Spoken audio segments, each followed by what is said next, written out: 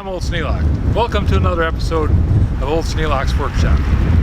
Today we're visiting Shiloh Farms ARTiques.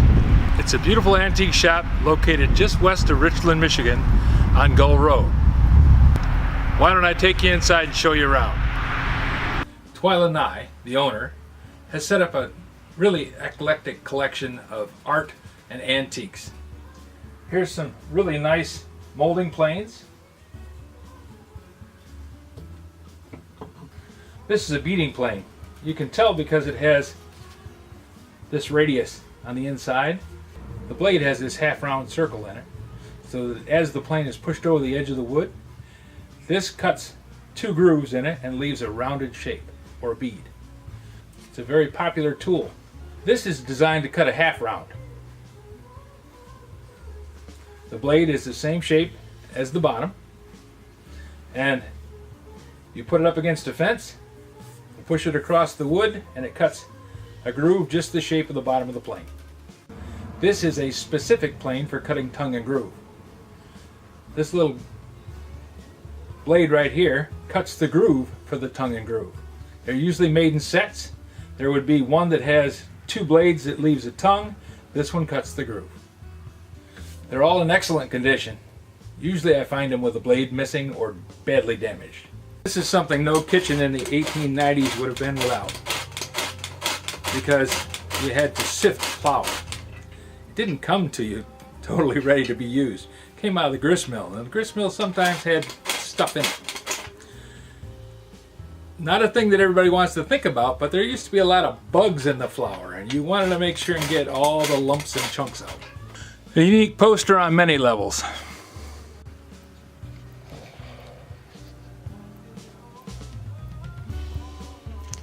Display of figurines and a rather interesting glass cover, evidently designed to display an item. Now has a large brass fly in it. Twila just explained to me that this is a Chinese wedding chest. Each one of these sections is a storage area. Pull the top off and sort down through it. It's like a hope chest. Not something you'd get into an awful lot, and I really wouldn't want to have to store anything that I needed to get to in a moment's notice. But as far as keeping things safe and secure, with this bar across the top and a good lock on it, nobody's going to be able to get in there, and water won't get inside of it either to damage your goods. By the door is a Pachinko game. I don't know a whole lot about Pachinko.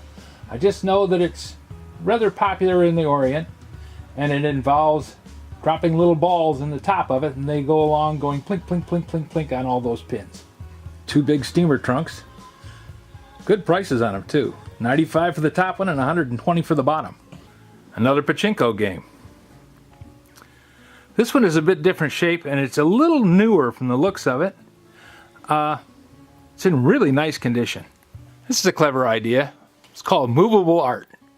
Pictures can slide back and forth to change the look of your piece in multiple ways. And something I've never seen outside of a church, a baptismal font. Hard to believe, but I've actually used a machine very similar to this. And really, we wash clothes in it. When we first moved into Union City, there was only a wringer washer in the back room. There wasn't any way to hook up the automatic washer and dryer, so for the first week, while I was digging the trench and running the wire and putting in the plumbing, we washed with a wringer washer. Worked. Don't recommend it as a lifelong ambition. Molded column bases. This kind of gives you an idea of the size of the room. There's a lot of stuff in here. I like the clever displays too. This one is made up out of window sashes nailed together with shelving in between them. Then there's the more traditional fixturing. That one looks to be a big china cabinet. A nice overstuffed Victorian chair, and that's a unique platform rocker. Looks to be mission style or arts and crafts. One of you guys probably could tell me better than I can guess myself. This child's crib rocks. Now this would make a great stand for plants, especially in a garden setting. You could have it outside, water them anytime you wanted to. Cast iron is going to hold up forever. This is a rather unique piece. There's maps hung on it right now, but I can imagine a dozen different things that it could be used for. This is a changing table that would have been in use in the time that I was born. Yes, I am an antique. Big old steamer trunk. And one of the most unique items that I've ever seen. This is a child's pedal toy. But you don't pedal it, you pull this handle back and forth, and that propels the rear wheel and moves you forward. You put your feet on the front axle to steer. And this is a machinist's chest in fine condition.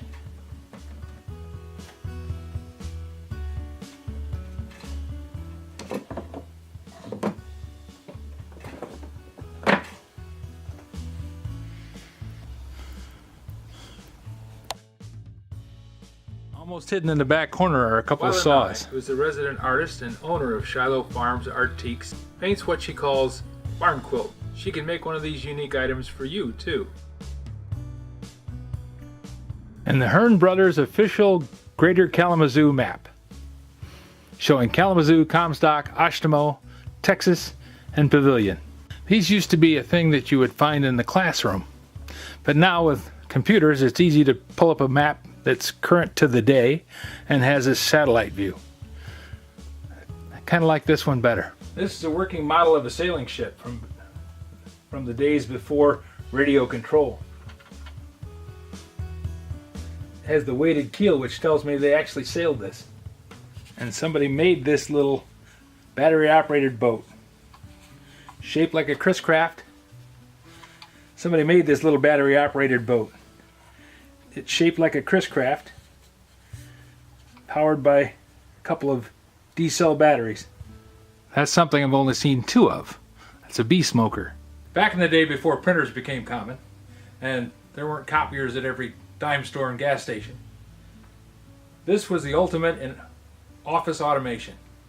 Rather than typing laboriously each individual page by hand, or sometimes being able to make two copies with using carbon paper, but very bad copies.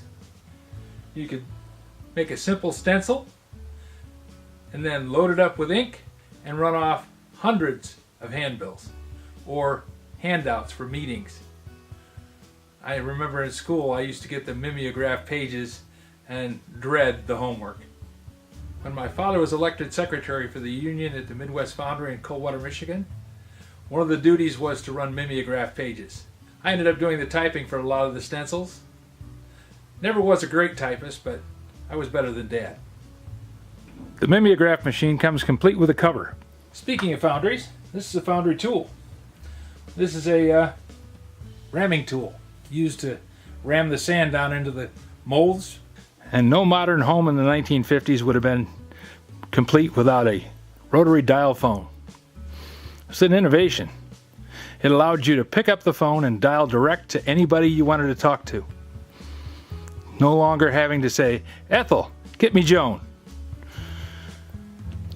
Of course, it was a party line, so the neighbors could listen in whenever you called. An interesting toolbox and some more unique art.